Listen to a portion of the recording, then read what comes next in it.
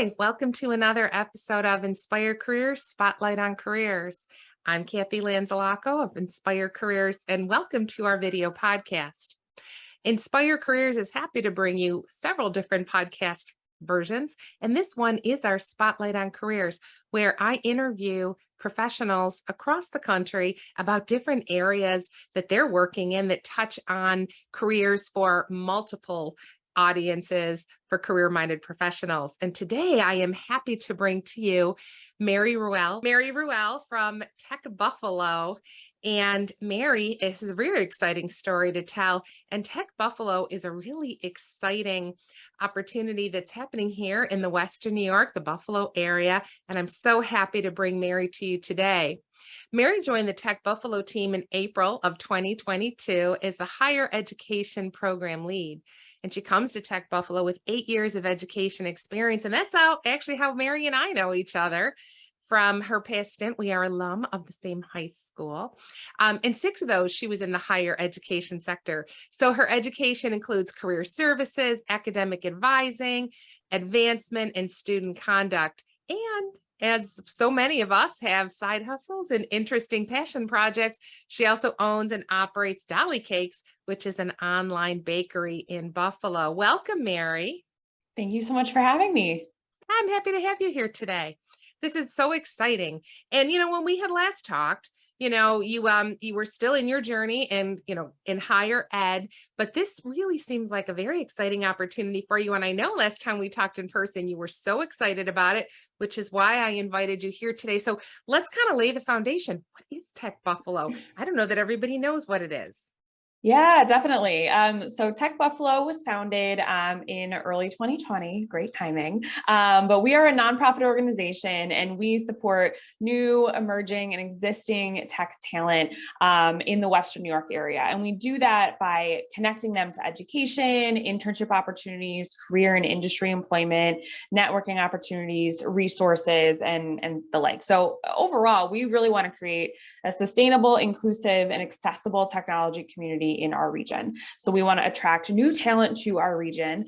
We want to upskill and reskill community members who are looking to get into tech. And we want to retain our very talented college graduates by connecting them to meaningful work here in Western New York. And so that's kind of where I live in my work, is working with those college students and getting them connected to the opportunities right here in Buffalo, Niagara region. Yeah, and college students are such a passion of mine. I help support college students at the University of Buffalo, Niagara University, and certainly with my clients across the country. And so many of them are at tech or interested in tech. But what is it about Buffalo in particular, about tech? Why is Tech Buffalo so important here in the Western New York area in particular? Yeah, so at a minimum, all businesses are tech aligned or tech enabled. Even if we think about like my side hustle, like my bakery, all of my operations are online and use technology. So, I think what we're trying to elevate is that, working in tech doesn't just mean working for M&T Tech or for Moog or Ingram Micro, like these big names, that where you would only be a technologist, you would have to know how to code. We're trying to kind of demystify that. There are so many ways to get involved in the tech industry and to work meaningfully and contribute to these businesses, contribute to our local economy without knowing how to code. And so how do we kind of tell that story? And so tech in our region in Buffalo, Niagara is growing and is expected to continue to grow.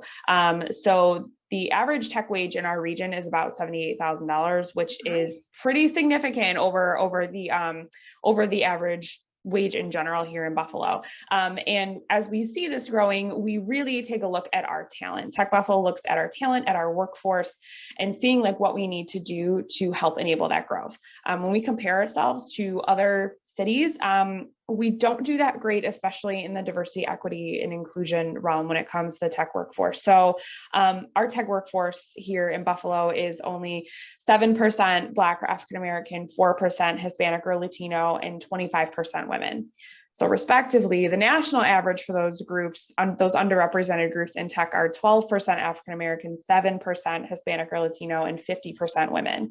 So we're really behind. And so Tech Buffalo has a focus on, as we grow this tech industry, we really need to invest in those people who have been unrepresented in technology.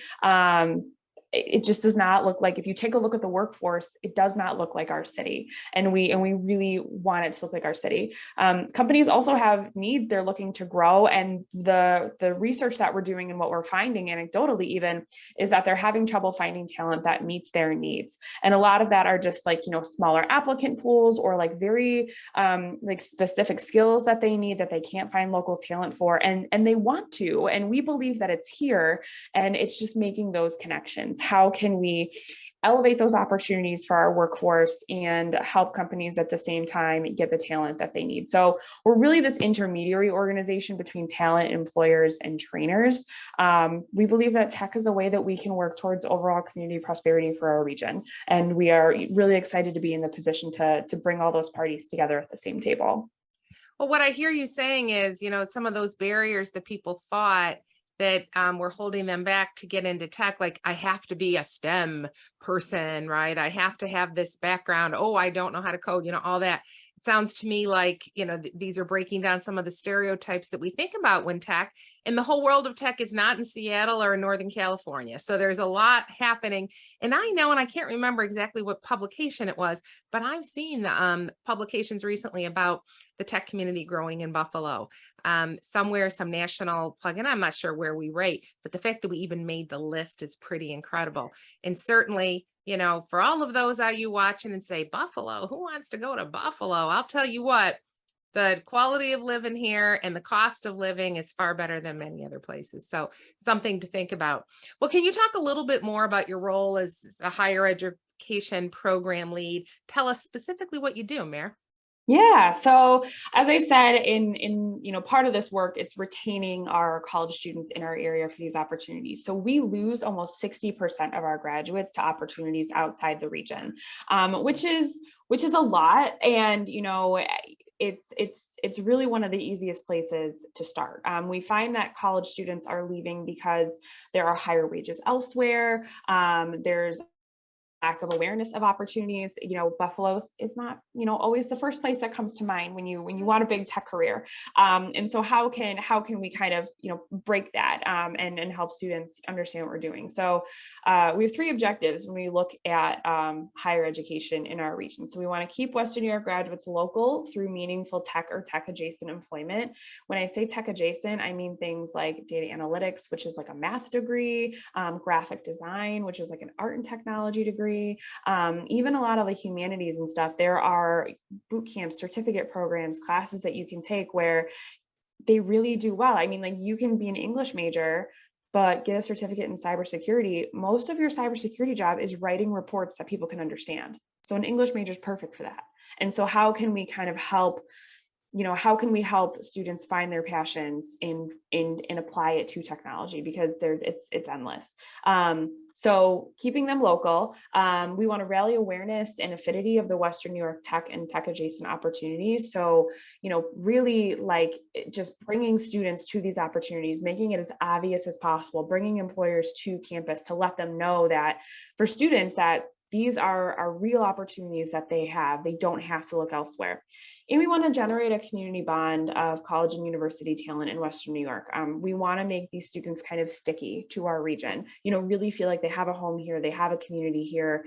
Even if they grew up here, finding a new community beyond college. We all know it's hard to make friends when you're not in school, and especially with like remote working, and just the reality of that's not going away. How do we help create a community where people do feel attached to the region in a really positive way, and they really get to see everything that this region has to offer them? That's kind of where I live. Well, that's exciting. And let's talk a little bit about, you mentioned the program. So let's go on that still. So what kind of programs are you developing with the college students? Yeah, so the one that we are, really kind of launching first is something that we're calling Future Innovators and Tech Trailblazers. And so this is a program that's in collaboration with 43 North that's meant to showcase the tech industry to students, which with also a little sprinkle of professional development in there. So it's meant to be an intercollegiate community. So if you think about like a professional kind of membership opportunity, but specifically for college students. Help them build their social capital with employers and with each other, and highlight the best that Buffalo has to offer. So it'll really be an events-based programmatic opportunity. There'll be some leadership opportunities for students as well if they want to help kind of plan these awareness events and some of this professional development. But we are going to campus this fall with the team at 43 North, and just getting into as many classrooms and career fairs and student org fairs that we can. Just tell students about our organization, and then that program is set to launch in January of next year, so spring semester. We're really excited about that. We are also looking towards summer 2024, which for an internship program, a multi-company internship program, which, yes, we're like, summer just of 2022 just ended. But one of the things that we really focus on is building relationships with the employers, and really being able to assess the landscape of the tech ecosystem in a meaningful way. And a lot of that is meeting with CEOs and hiring managers and recruiters, and just getting to know people and building those really important relationships. And that takes time to be intentional about it. And we know that. And so, we're going to do like a light version this year of an internship program with internship programs that already exist, and really just highlighting 716 and what our region has to offer. But looking towards next summer for a multi-company internship program that has like a really centralized recruiting, vetting, matching process for students that brings companies together and really creates net new talent and a pipeline for these companies to hire after the program is over. So we're looking towards summer 2024 for that. It's quite a journey, and so we are excited about that. We're also really focused on deepening employer engagement in the classroom, and so this is still kind of in the thought stages, but we're realizing that there is a little bit of a bridge of some bridging to do between students in the classroom and their transition to the workforce. They learn the skills and that's great in the classroom. Maybe they have a few internships, but how do we make this as real for them as possible, what they're learning? And so we think that there's an opportunity for employers to engage more meaningfully in the classroom itself, whether that's through capstone projects, guest lectures, providing data for projects, things like that. And that's already happening on a small scale. But how can we, as an intermediary organization, really be a connector between employers and faculty members, essentially coming up with like, these are the faculty members in our region. This is what they need to help with their curriculum. Employers, like, this is what we do. This is how we're willing to participate, and really being that, like, bringing those people together to bring employers into the classroom in a more robust way than is already happening. Because right now it's very like onesie twosie. Like, I know someone who works at so-and-so, maybe they'll come into the classroom. How can we really like centralize that process and just make it bigger and more meaningful? So things are in stages. My role was completely new. So I really spent the first 3 months doing a lot of research, building relationships with the colleges and different community members, developing these programs based on that. And, now 4 or so months in, we're kind of in the launching phases and what this is going to look like, which is really exciting. That is exciting. Well, let's talk about this then, because you're talking about this triad, right? You're the connector between the employers, the schools, and the students. So, if someone from one of the local colleges, universities, whatever, wanted to get involved, how do they get involved, Mary? Do they reach out to you directly? Is there someone else they should contact? How do they do that?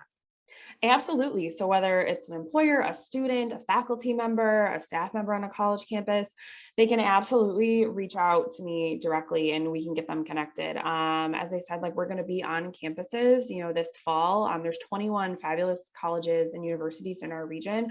I don't know that we'll be able to hit all 21 this fall, but we'll be around, and we're trying to establish a presence. And so, any student that wants to get connected, we're happy to make that direct connection at any time. Oh, wonderful. And Mary, when people are thinking about futures and they're thinking about opportunities, like you mentioned at the beginning, they just don't necessarily think of tech unless they've gone into computer science. They just don't. Right. So what tips might you give for today's college students, or even for some high school seniors thinking about college, thinking about, well, how can I apply what I currently have into this tech world to at least explore? Do you have a couple quick tips for them to start, what they could start thinking about, that this might be an option for them? Definitely. I think I would say first and foremost, if you have a passion for something, don't deny that, really honor that. And then, because tech is a lucrative career, and there's some realistic, things you have to consider, right? Like, you might love basket weaving and it might be a great career for you, but like, what's the backup if your Etsy shop doesn't launch, right? So, what I would say to students to honor your passion, at the same time, like, start asking questions, find those people who are doing what you're doing, and pick their brains. Start to, like, prototype like what you think your life could look like, whether that's through informational interviews, which I think are just absolutely invaluable for any career that you're going into. Thank you. Preaching to the choir here. Thank you. Yes. I had to do them in grad. The first one I did was I was in graduate school. So, I wish I would have done them in high school. I maybe would have, had a pretty loopy path through college, really just changing my major quite a bit. The first one I was forced to do was in graduate school, and it was invaluable for figuring out kind of like the niche I wanted to have with students. So informational interviews for sure. And people are willing to do that. I think, like, that can be a really, scary email to send. Like, well, they don't know me. How would they know me? But, just do it. Just send that message. People will respond. I think also too, networking and building your social capital, the only way that you're going to find out about these opportunities are by talking to people, because a lot of the opportunities are not obvious. That's part of the work that we're trying to do, is to Yes, make them more yes, yes. Can you obvious. say that again, Mary? Networking. Yeah. We're trying to make those opportunities more obvious, and helping, companies and, students and talent in that way. But the more people the more your network can spread, because someone might know someone who might know someone, and you find a really great opportunity. And then, if you're going to be in tech, I think that technology is a really great for career for people who consider themselves lifelong learners, and for people, who don't necessarily, want to go to work and do the same thing every single day. Tech changes all the time. It is constantly growing and constantly innovating, which is exciting, and what you learn in the classroom now, 10, 15 years from now, might be totally different, but it gives you that foundation on how to learn and how to acquire those skills, so you can keep doing that in the future. So I would say, yeah, honor your passion, build your network, upskill when you can, find the opportunities to learn new things. And you'll be able to find your place in tech for sure. Fantastic. You mentioned networking and connecting with people. So, Mary, could we offer that you're an easy connection for people to start with?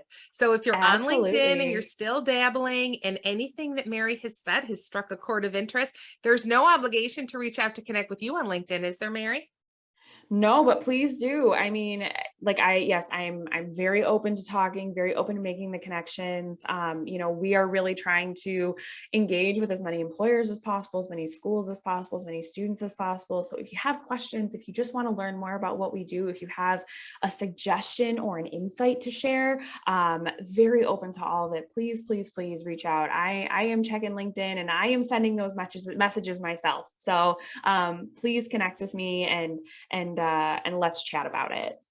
Beautiful. And there's no obligation either. I mean, I do want to make people think too, there's no commitment on their part. If they want to have No. a conversation with you, right, to just learn more, or to come to an informational meeting, or just to, talk to somebody, this is not a lifetime commitment. This is really just explore, see what opportunities are available to you. If you don't like it, you don't have to get involved, but it's new. It's a new way of thinking that people may not have thought about for their careers in the past. So it might be worth a conversation. You just never know what's going to happen. Exactly. Yep. No obligation. Just reach out. All right. So, Mary, we'll drop your link for your URL, or your URL for your LinkedIn here. And is there a Tech Buffalo website that people can reach out to learn more as well? Or how would you prefer to be contacted outside of LinkedIn? Yeah. So my email address is mruelle@techbuffalo.org. Our website is techbuffalo.org. Feel free to follow us on social. Our LinkedIn is probably our most active social account. We're also on Facebook and Twitter. We're working on an Instagram account, so stay tuned. But we also too, we highlight what we're doing at Tech Buffalo, but we're also highlighting the amazing things that other nonprofits and other companies are doing locally. There's a lot of really exciting stuff going on. And so definitely, even if you don't necessarily, even if you're already in tech and you don't necessarily feel like you're kind of making that transition or anything like that, really recommend that you check it out anyway, just to see what else is going on in our community, because it's really exciting. All right. And we will leave it there because you are exciting. I always love talking to you, Mayor. Oh, thank you, Kathy. I always enjoy our conversation. Thank you so much for inviting me to be here. All right, I'm glad to it. So listen, I'm dropping Mary's information. Don't hesitate to reach out to her. She's a great resource. She's a wonderful person to talk to. And there's a lot of exciting things happening in Buffalo, including Tech Buffalo, which is a nonprofit for all of you out there that want to explore opportunities that you feel like they're just doing something really good for our community.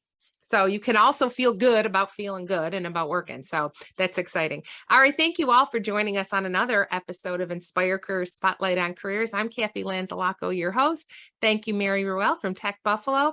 And don't forget to subscribe and click the bell here on LinkedIn, on YouTube for more great information and content from Inspire Careers. Thanks, Mary. Thank you.